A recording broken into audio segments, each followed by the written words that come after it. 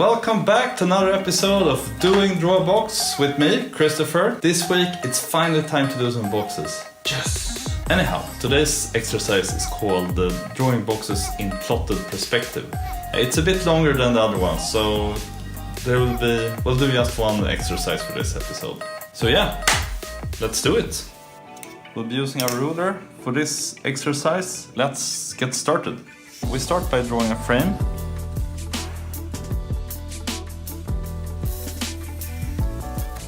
Okay, there we go. Nice wide frame. Next point is to establish the horizon line. We put down 2 vanishing points, and you want to make sure to keep them like pretty close to the edge. You can even put them outside the frame. Just keep in mind that everything you draw that goes past one of these vanishing points on these ends will look distorted. So try to keep like within this general area. Time to draw our first box. So we start by putting down one side, and since this is 2-point perspective, all the edges going up or down will be perpendicular to the horizon line. Then we draw lines from either edge or from both edges to each vanishing point. Like that. And the second one.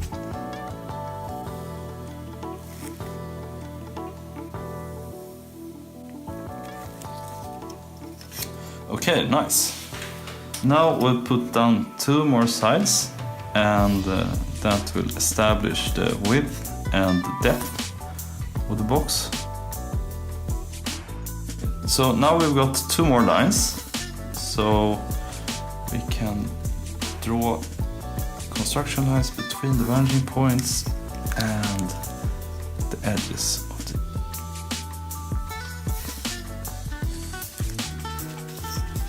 Okay, yeah, looking pretty good, right? We also want to draw through the box, so we want to draw the back side as well. So then we need some more construction lines.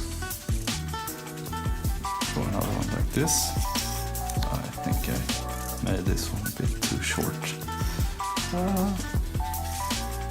Okay, there we go. Now you can see how this mistake propagated to here. You can see here the corner here should line up with this. They should be perfectly straight, but as you can see, they're not really. You see, one perspective error translates to another, so to speak. We'll just have to fudge this a little bit. Not perfect, but you get the idea. And then to make our box stand out a little bit, we can go over the edges, the sides.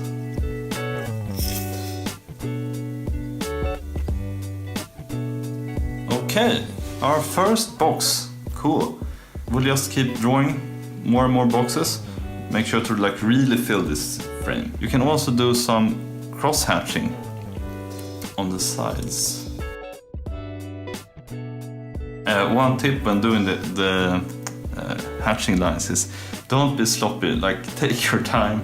I did this once before, but I threw away that paper because I was really not happy with how it turned out.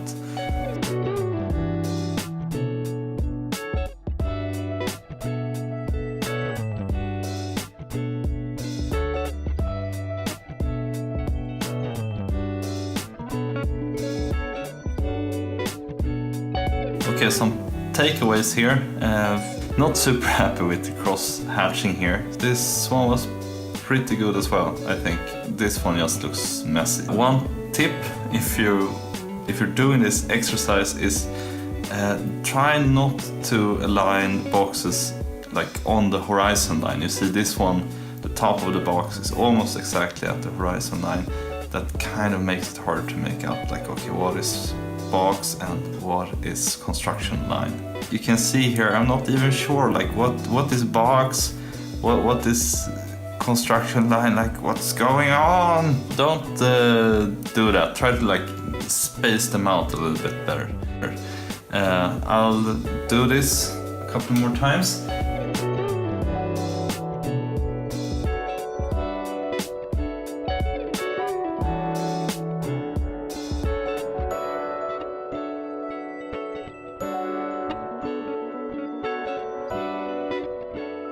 So some tips, obviously don't cross hatch like this. In general, try to hatch lines that are not sort of parallel to the construction lines. I think doing it at like a 45-degree angle works well, sort of like this or like that. Definitely not like this. Also remember that as the box moves in space, you might need to adjust the angle.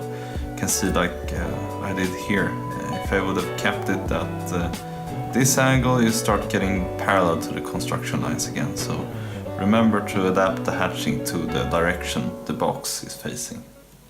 Okay, that's it for this episode. If you've been following along, I have to say, like, great job. These exercises can get pretty tough and boring sometimes, I have to admit. Like, this is grueling work, but those are the sacrifices we have to make if we want to become great artists. Don't forget to hit like and subscribe, because you don't want to miss next week's episode, because next week we'll be tackling the dreaded rotated boxes exercise, so you don't want to miss that. Yeah, that one looks pretty tough. Thank you, and I'll see you next week.